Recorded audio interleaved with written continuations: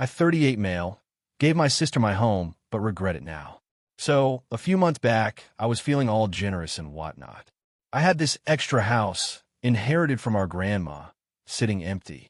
My sister, who's always been a bit financially challenged, let's say, was complaining about her landlord jacking up the rent again. Being the responsible older sibling, I offered her the place. Rent-free.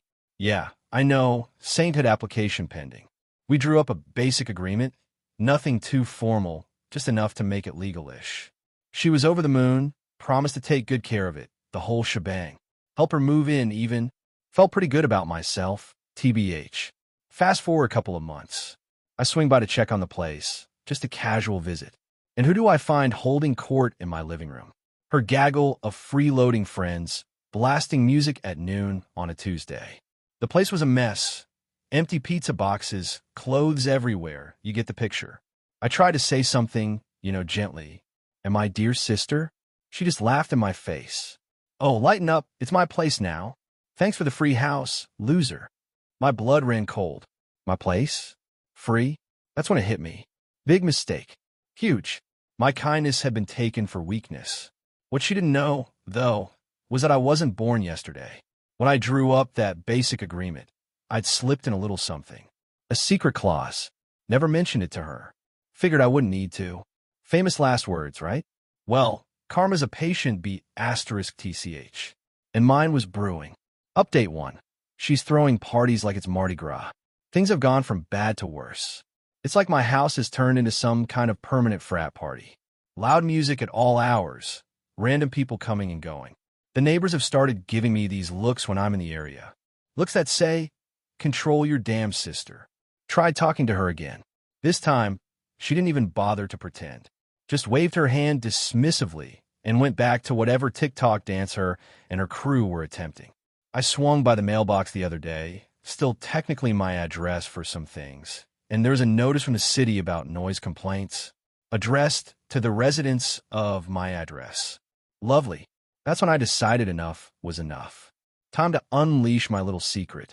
See, that clause I mentioned? It stated that if the property was used in a way that significantly disturbed the peace of the neighborhood, or if it wasn't maintained to a reasonable standard, and trust me, it wasn't, I had the right to, well, let's just say it involved a swift and decisive change of ownership. I contacted my attorney. He chuckled when I told him the situation and the clause I'd included.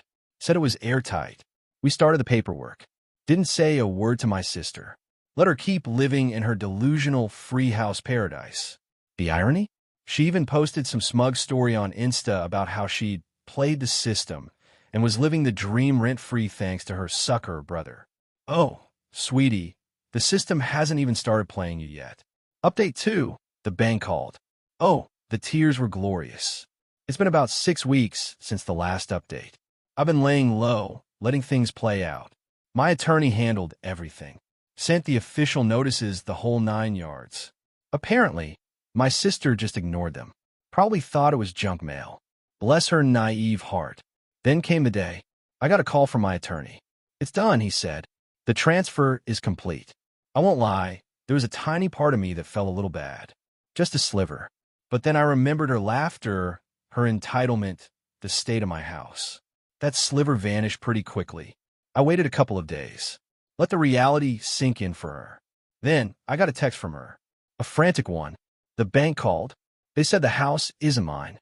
What's going on? I replied with a simple, remember that free house, sis? Turns out, there were terms and conditions. Added a winky face for extra salt in the wound. About an hour later, there was a knock on my door. And there she was, red-eyed, mascara running down her face, looking like a kicked puppy.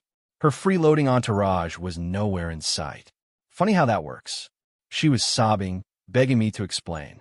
I invited her in, made her a cup of tea. The irony wasn't lost on me, and calmly explained the clause. Showed her the paperwork. The realization dawned on her face like a slow-motion train wreck. But where am I supposed to go? She wailed. I shrugged. Not my problem anymore. You made your choices. She tried the guilt trip, but I'm your sister routine.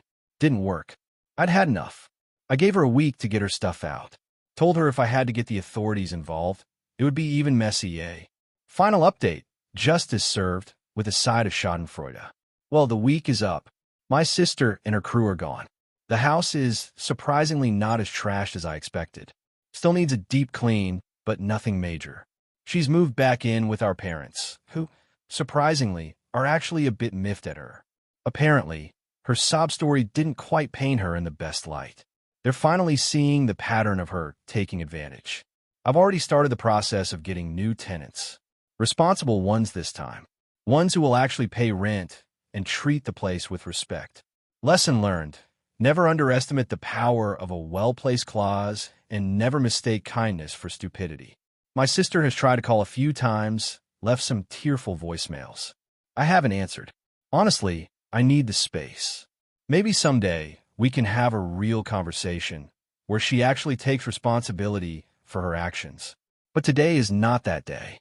So yeah, that's the story of how my sister got a free house for 6 glorious months before learning that nothing in life is truly free. Especially not when Big Brother has a sneaky side. Feels good, man. Feels really good. Thanks for listening to my saga. Peace out.